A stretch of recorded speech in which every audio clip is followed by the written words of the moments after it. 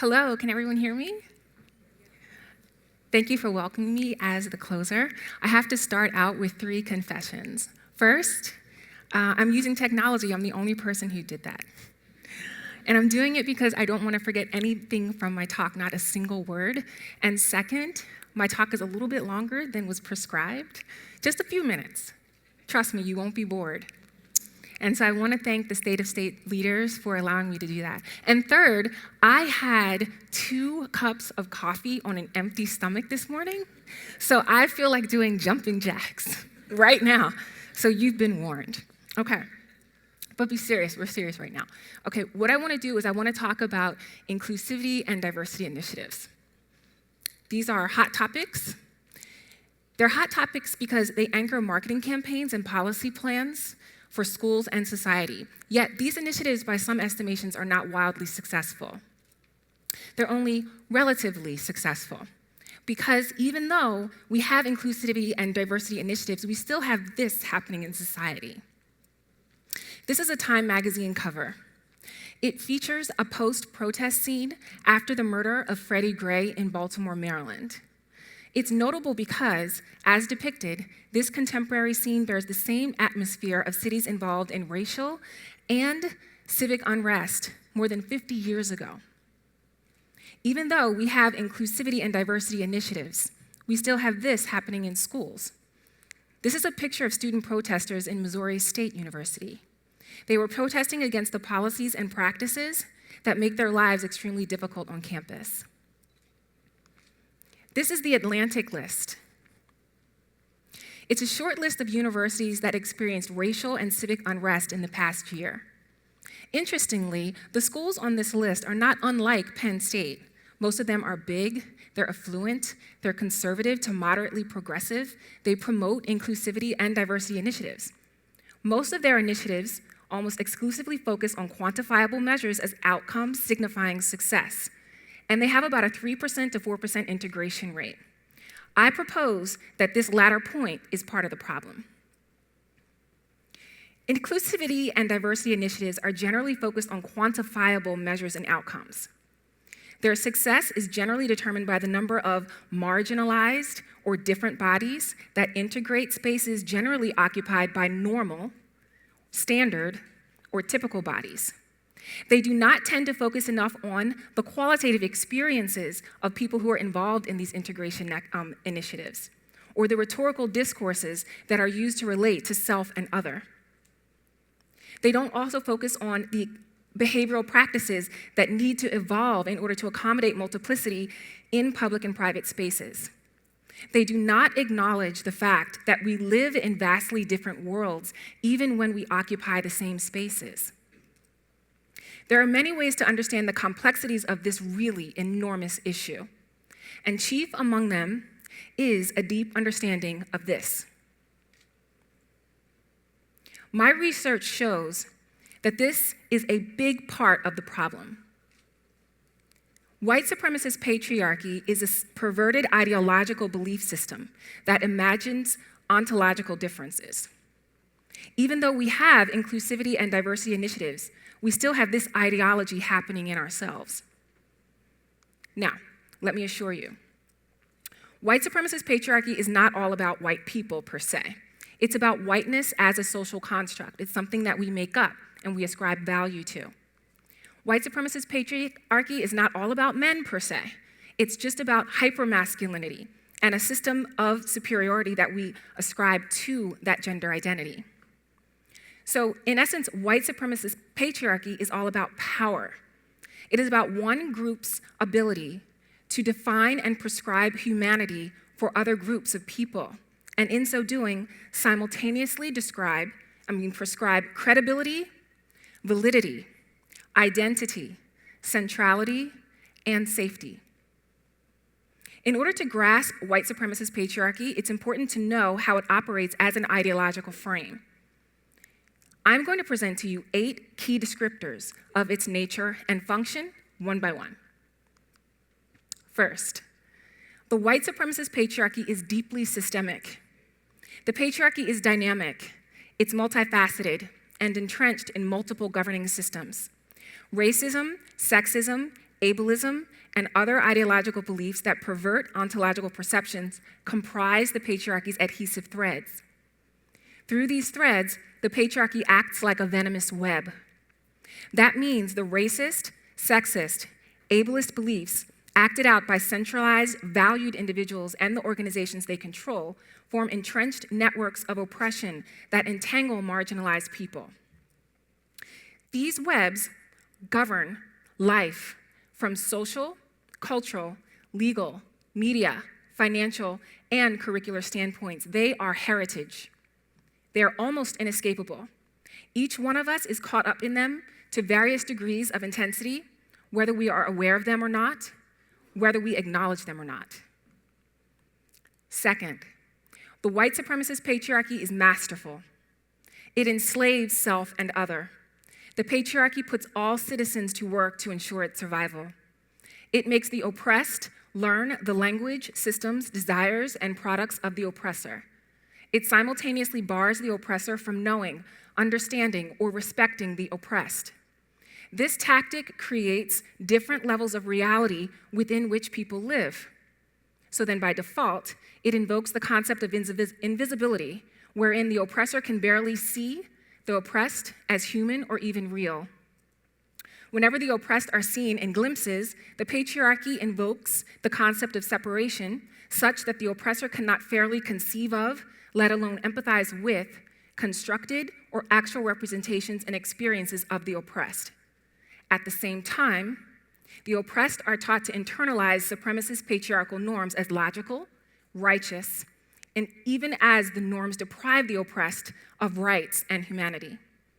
This internalization means learning, idealizing, and upholding representations and experiences of the oppressor, even while contending with the knowledge that one is feared, hated, or erased by the oppressor and their systems. This internalization is prescribed while the oppressed appropriate the knowledge that they are being used by the oppressor for entertainment, titillation, performance, of political correctness, and labor. This slavery makes it possible for many white citizens to ignore or rationalize the murders of Black children like Ayanna Stanley Jones and Tamir Rice. It makes it possible to eliminate opportunities to gain awareness or cultivate respect and empathy for others. It also makes complicity possible, such that many of the oppressed are often rendered mute in defense of those marred and slain, too exhausted and perplexed to protest. The subsequent frozenness is a form of work because it enables the patriarchy to further entrench itself and create powerful fantasies that support its propagation of so-called accurate depictions. Number 3, the white supremacist patriarchy is highly adaptive. The patriarchy is agile, it is flexible. That means it will adapt to stay alive despite new social suggestions or social orders that champion political correctness or popular policies. When campaigns and public service announcements proclaim new social practices or catchphrases, a simple, easy way to counteract discrimination and engage with oppressed people or champion the cause of the other through, for example, colorblind ideology or the proclamation of a post-racial society, the patriarchy will find a way to regenerate its hold on the oppressed and ensure their submission and deaths despite these treatments for the problem. Regeneration is accomplished by moving swiftly from one treatment to another treatment. This shifting movement pacifies various publics with quick fixes. It creates the illusion of social responsiveness and enables those who are fragile to check out of the real and arduous work of anti-racist, anti-sexist, and anti-ableist practice. This adaptability offers relief to the oppressor and simultaneously reduces or eliminates the complexity of the personhood and experiences of the oppressed. Number 4, the white supremacist patriarchy is incomparably persistent. The patriarchy presses forward relentlessly. It is not affected by changes in time or alterations of spaces. The fact that the year in which we live is 2016 and not 1968 is insignificant when this feature of the patriarchy is deeply understood. Rearranging the furniture of our living situations only affects scenery, not situation. Regardless of a seemingly observable progress, the reality of the patriarchy is that it will advance through time and space unless it is identified and dismantled in the soul. The date on the calendar is of no consequence to the patriarchy. Because of this feature, we can still hear Nobel laureates referring to award-winning scientists and advanced graduate students who are women as weak and bothersome little girls. Because of this feature, we can still see white men watching and assisting the brutalization of unarmed Black children. Unless acknowledged, interrupted, and dismantled, the patriarchy will persist in its existence. This will happen no matter when in time we are. This will happen no matter where in space we are. This will happen no matter who, as a society, we simply say we are. Number 5, the white supremacist patriarchy is intersectional and it is cruel. The patriarchy is inflamed at the intersections of identities such as race, gender, and ability, among others. It compounds its aggressions against identities where they connect. It demands that we see particularly marginalized others, such as people with Black or brown bodies, or with transgendered bodies, or female bodies, or people with disabilities, or some confluence of these phenotypic typologies as objects or beings to be easily disregarded, erased, feared, rendered less than trash, or fetishized for humor, pleasure, or gore. Number 6, the white supremacist patriarchy promotes confusion, disorder, and double standards. The patriarchy operates by mystery and hysteria. This means, for example, that rules, procedures, even laws can be bent or broken for some groups and enforced for others. Because of this, it is possible, perhaps even thought reasonable, to threaten and assault rowdy Black adolescents in McKinney, Texas, with lethal force, and casually pass the time with white gang members who murdered 9 people in the streets of Waco, Texas. Because of this feature, it is possible to elect a president who is Black and continue to embody and act upon biases that purport to justify the murder of children who look like him. Number 7, the white supremacist patriarchy is trickery, it's illusory. The patriarchy is ambient. It is like air to a bird or water to a fish. It is everywhere and nowhere at once. It is an invisible, encompassing blanket that moves swiftly and changes shape precisely when you think you've got it figured out. If, for example, your reality and the identities you assume are validated and blessed by the patriarchy, you are likely unaware that it works to validate your existence.